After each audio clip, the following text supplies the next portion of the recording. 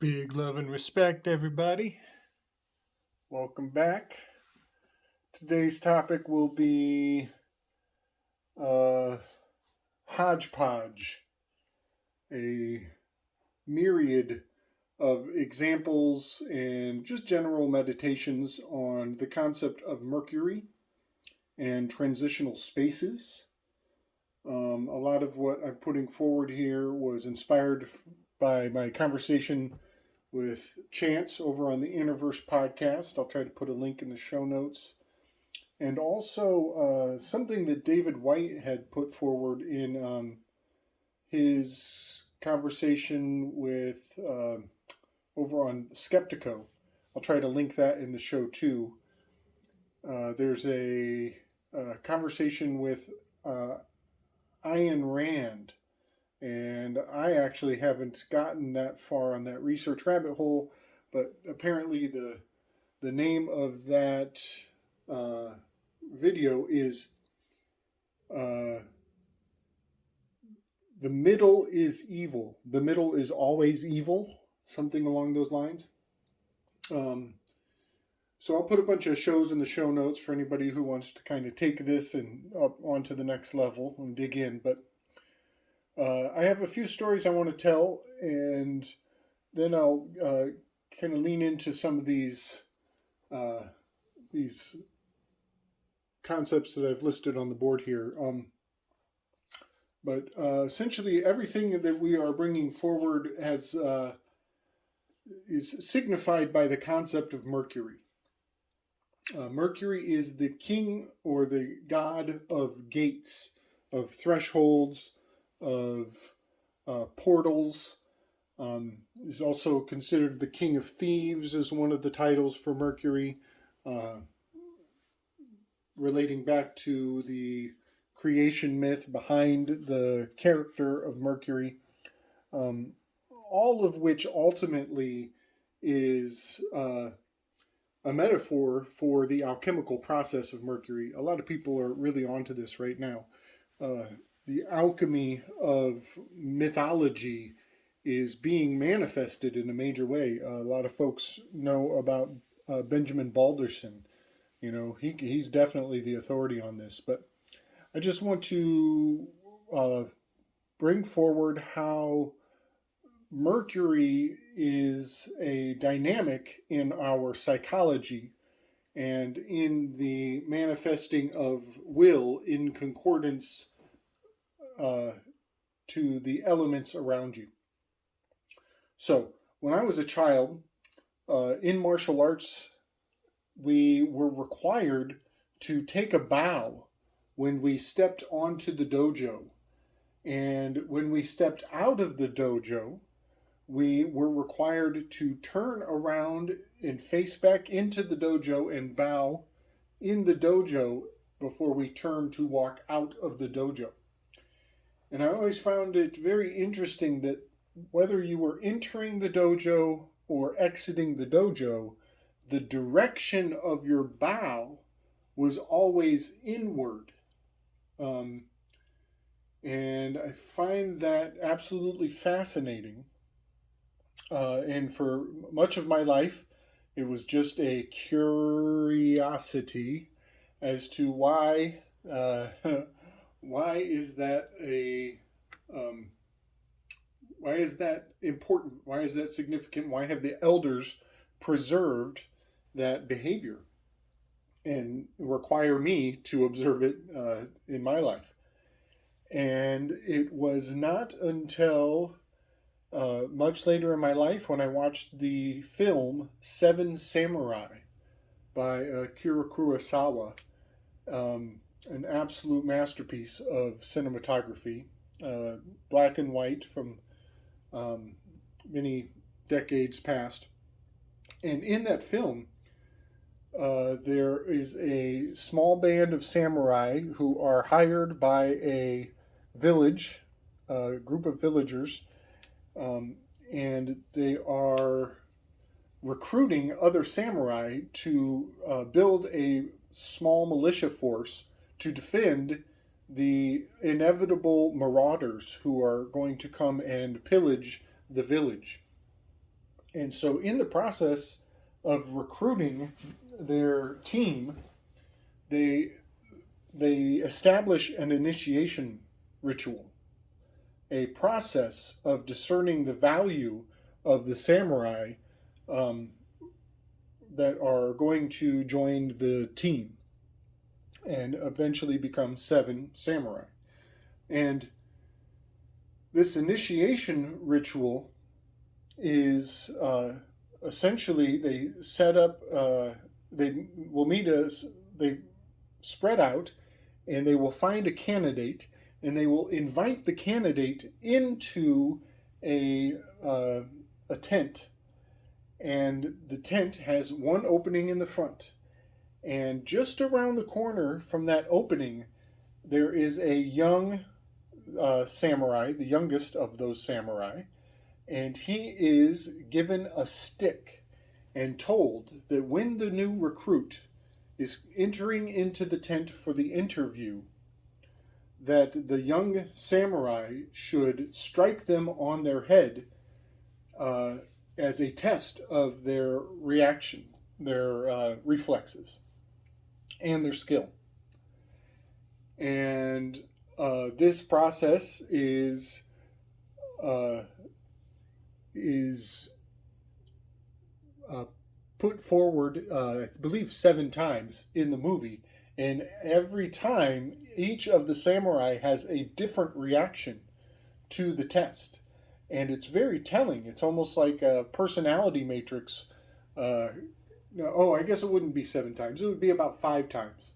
Come to think of it, but my point still stands that I do believe the bowing at the threshold is training the student to have heightened awareness, uh, increased vigilance when dealing with transitional spaces. And this is a lesson that I still to this day I marvel at the value of this lesson. To be in a transitional space is generally to be highly vulnerable unless you have trained yourself to to hold your ground, to hold your vigilance, and to keep your awareness and give respect to the dynamics of being in a transitional space.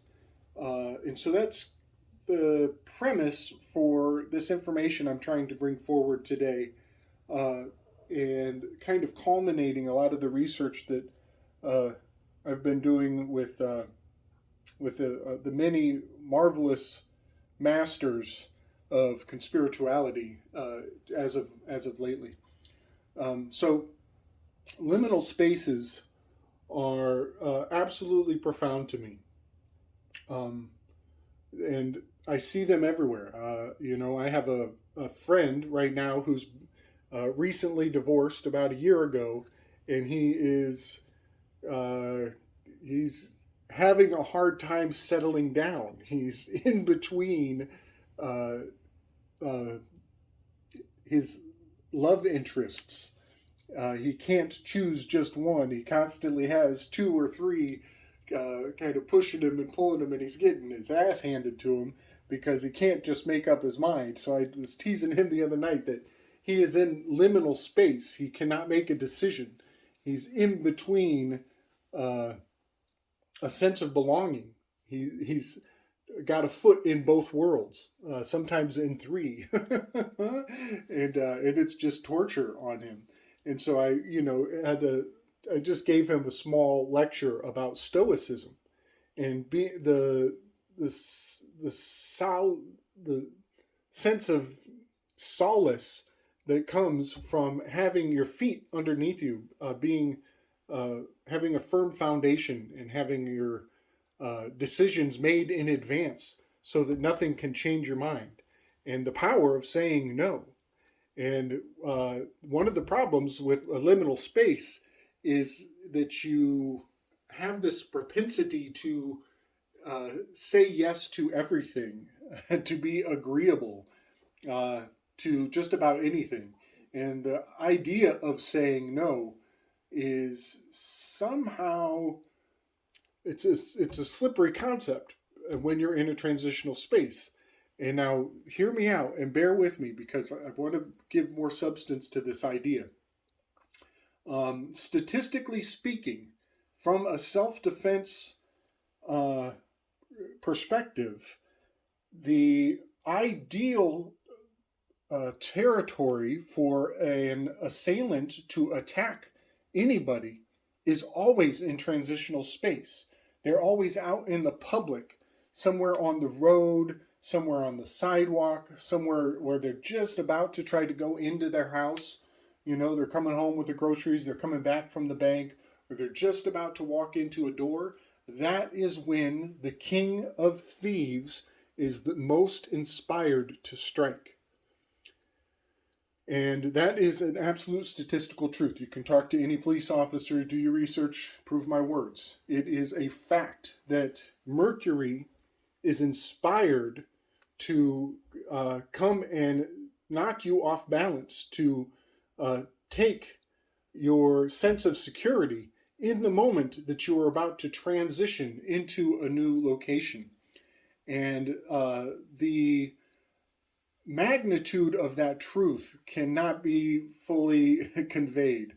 A lot of people already know what I'm saying, but I'm just putting forward that this is true in the spiritual realm as well as the physical realm. So a good example of being kept in a liminal space is the concept of your citizenship. And your citizenship will give you, put you in a position of moral relativity where you're dealing with legal systems, where if you cross a boundary, you crossed an imaginary line, all the rules and regulations will change, and the system will take advantage of that fact, and you will be exploited because what is legal can be altered depending on what side of an imaginary boundary, what side of a border you are on. You know, I've heard before that when driving across just one state, of the state of Colorado, that you are actually legally required to change the location of a firearm in your car as many as 7 different times. So you go from one county to the next, and your firearm needs to be put on safety, in a lock, in a box, under the seat. And then you cross another line, and now it has to be in the glove compartment. You cross another line, and it's supposed to go in the trunk. And as you drive across just one state, you're crossing as many as 7 different boundaries, and the entire system of what is considered legal is altered. And you better believe there are people in positions to take advantage of, to come and run you through the coals because you didn't observe the moral relativity of the legal system of that county. And that's the beauty of Stoicism. Stoicism is represented in law. What is lawful is what is very much symbolic of Stoicism. So I just wanted to put these two things in the context of when you're in a state of relativism, you are in a liminal space. And, you know, I'm not saying these things are evil or bad. I'm saying we need heightened awareness of these facts. And that these two jurisdictions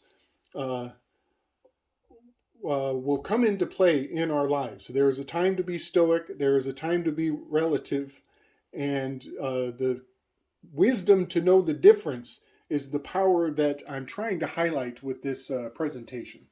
So, you know, another an aspect of this lawful versus legal, you know, you can hear the word right here in a preliminary hearing. Preliminary. They're talking about liminal spaces. They're going to size you up. This is the interview. You're going into the interview of the tent in Seven Samurai. And there is a young uh, a naive young samurai hiding around the corner, and he's going to test you out. He's going to come down on you with that stick, and you got to be ready to react or respond. And I highly recommend people watch Seven Samurai to see the many different responses that you can take uh, in this preliminary hearing and in an interview where they're sizing up your value. Uh, it is very important in the world of spiritual self defense. But I kind of got off track here. I want to go back here to 78. So the sign for Mercury is Hg. And Mercury likes to go both ways. Like I said, moral relativism. He likes to, uh, in the evening, he is stealing the light of day. The planet Mercury is stealing the light of day, but in the morning, he steals the dark of night and leaves and the sun replaces the dark. So that moral relativity has everything to do with Mercury. Um, and I'll just point out that the 78 is a G and an 8. That's gates, 78. That's the number of cards in a full tarot deck. And also, GH is the 7 to the 8. G and H. H and G is the sign for Mercury. So here we have it going both ways. We have that relativity, that bouncing back and forth. GH is the periodic symbol for Mercury. And you will notice the phrase Holy Ghost, hourglass. An hourglass goes in reverse. You flip it back and forth, and it has that bottleneck in the middle, is the G8s, the gates of the sands of time. So all of these are really good examples of how Mercury is, and the concept of Mercury manifests in life in so many ways. I should point out here, I kind of skipped, citizenship is a transitional space. You're in a ship, you're being shipped from one place to the next. But even the word Zen, we know about meditation, and there's that medium in between. And also, even in Hebrew, zezum is the moment where the universe constricted, where God tightened up his belt. He created a vacuum. And there is that building of potentiality in that word Zen. You're making a void that needs filled. So I will say that your citizenship is a reduction of status. You are reducing yourself. You're admitting that you need remedy by accepting or professing or associating with your citizenship. There is a far superior standing that will grant you stoicism and access to the law of the land. Look to common law for more on that. So Chance and I were talking about this number 13 the other night, and boy, did we have a good time. Quite a fabulous little presentation we put together there. The letter M is the 13th letter, and something, he and I talked a lot about the fact that M is the liminal space of the alphabet. It is the center. It is the middle, the middle of the alphabet.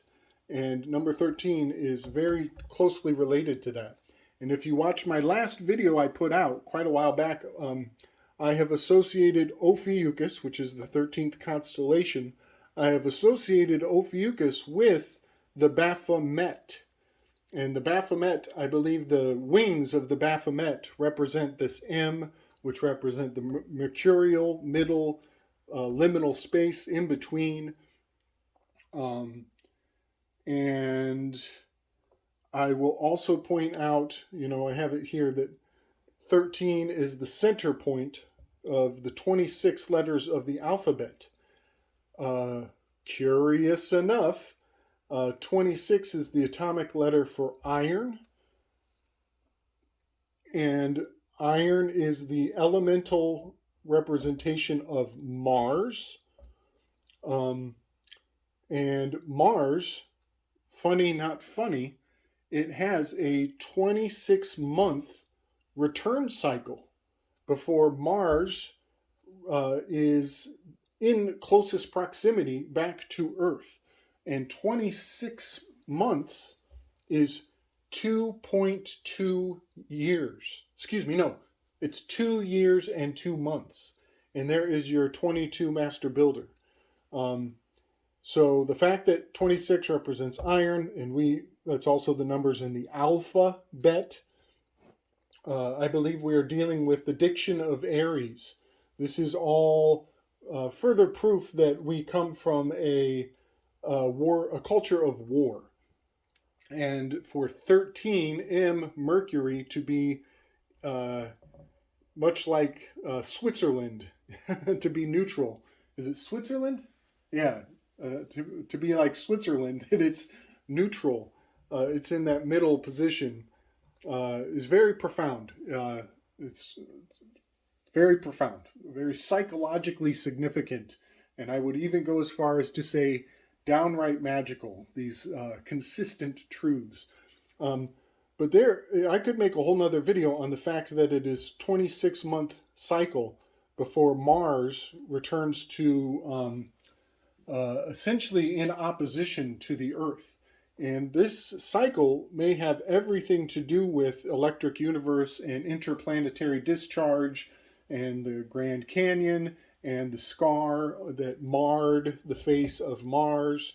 There's a lot of powerful occult knowledge to be gleaned from that little rabbit hole. So I move into the middle name and the significance of your middle name.